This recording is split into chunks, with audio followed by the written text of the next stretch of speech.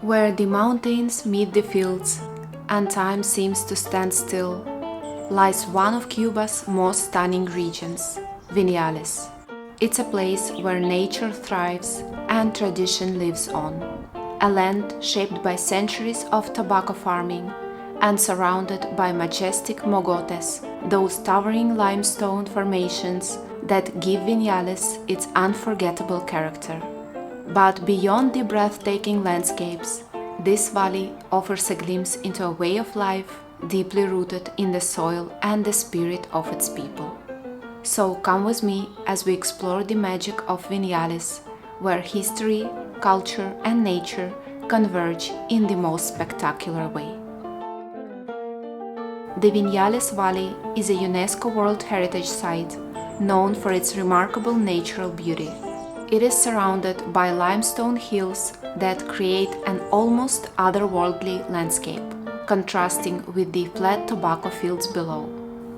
This place is a paradise for nature lovers and offers a unique look into rural Cuban life.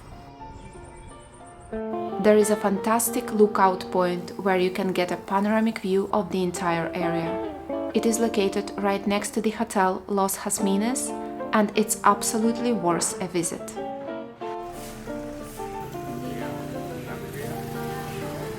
Viñales was one of the day trips I took from Havana.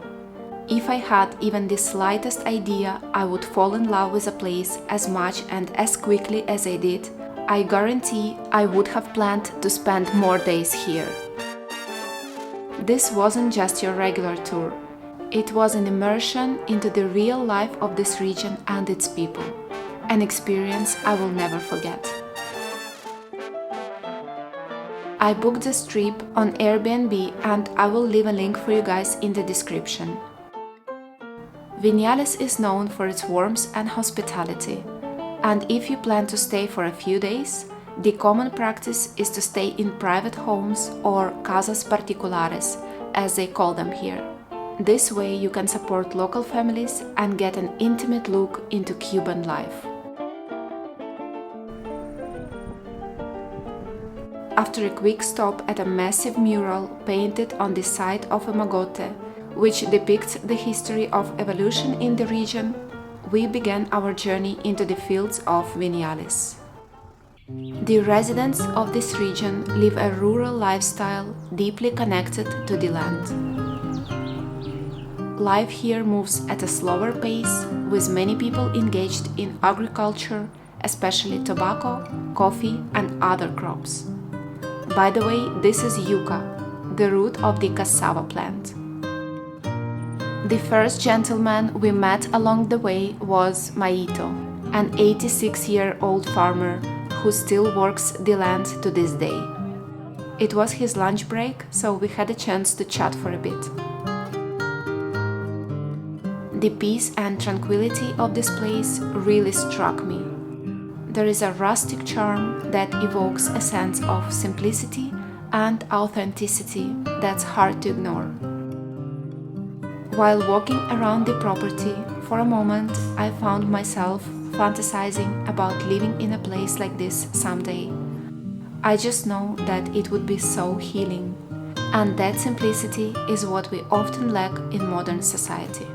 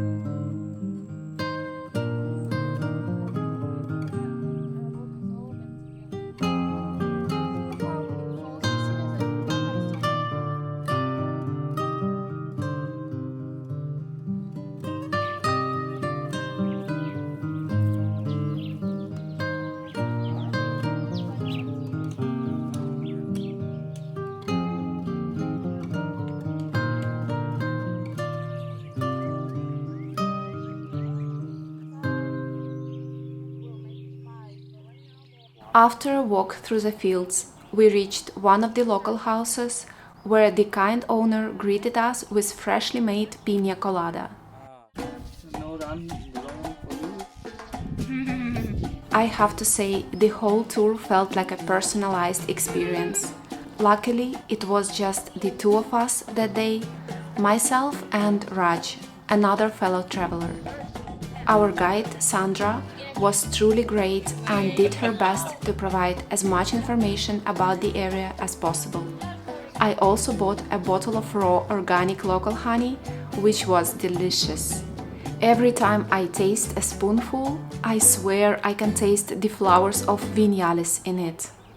On a tour, we learned that the valley is home to unique flora and fauna, including species found nowhere else in the world.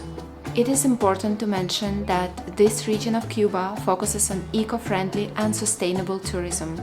Many activities are set up to minimize environmental impact, allowing you to enjoy the beauty of the valley while preserving it. Habibi! And that's why we are hopping on horses to continue our journey to the next destination. Dorado, caramelo y mojito. Mojito! Our horse ride brought us to a lone tobacco drying barn, sitting in the countryside, surrounded by beautiful views on every side. These barns, known as casas de tobacco, are scattered across the landscape. Earlier, we saw them from the viewpoint. The climate here is perfect for growing tobacco, which is why this area plays such a vital role in country's cigar industry. Many of Cuba's famous cigars begin their journey here.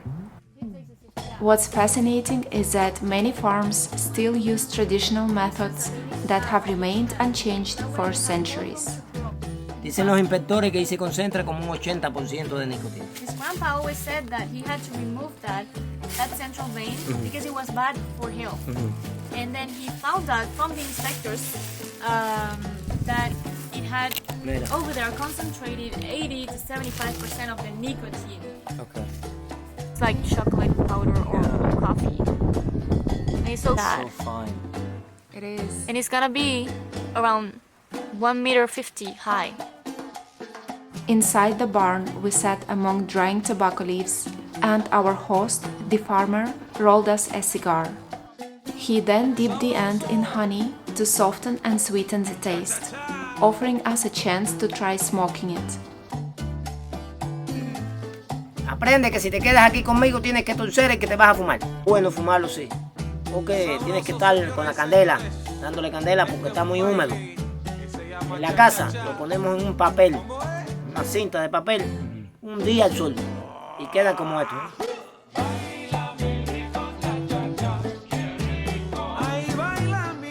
La vida.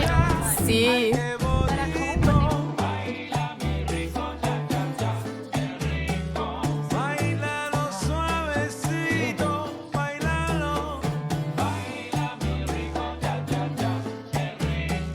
Queda aquí para que vayas aprendiendo.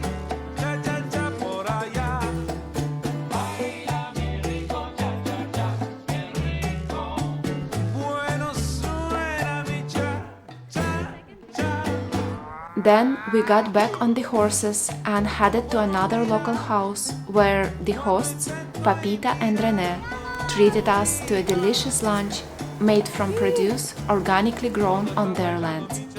The food had such a rich taste, I truly can't find words to describe it. The most delicious soup of my life was served here.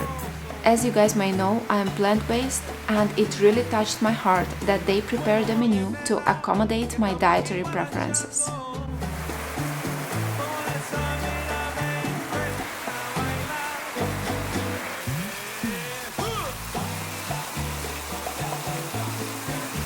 After lunch, we toured Papita's land and saw all the produce they grow. They even have their own organic coffee plantation, and I couldn't resist buying some coffee to take home. They named it Amor Café, which I found so sweet. One interesting fact I learned is that in Cuba, farmers work under specific rules regarding their agricultural production. They are required to sell a portion of their produce to the government at fixed prices. The percentage varies, but traditionally it's been around 70 to 90%, while the remaining 10 to 30% can be kept for private sales. 250 million years? Okay. Ago. This is like a dinosaur, literally. Like, Exactly. Triassic. When the rain stopped, we walked to a nearby cave. And these are some fossils that were discovered in the cave, by the way. And lastly, a few words about mogotes, guys. Some of them are over 300 million years old. They were formed through a combination of erosion and the collapse of underground cave systems over millennia, leaving behind these isolated, rounded formations that rise dramatically from the otherwise flat valley floor. Inside some of these mogotes, you will find ancient caves like the one we explored. Fascinating.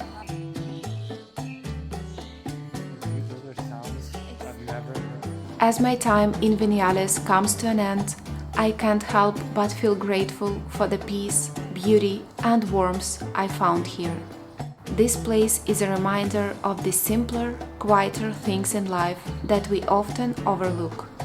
I hope this video gave you a glimpse of the magic of Viñales, and I can't wait to see you in the next one. Until then.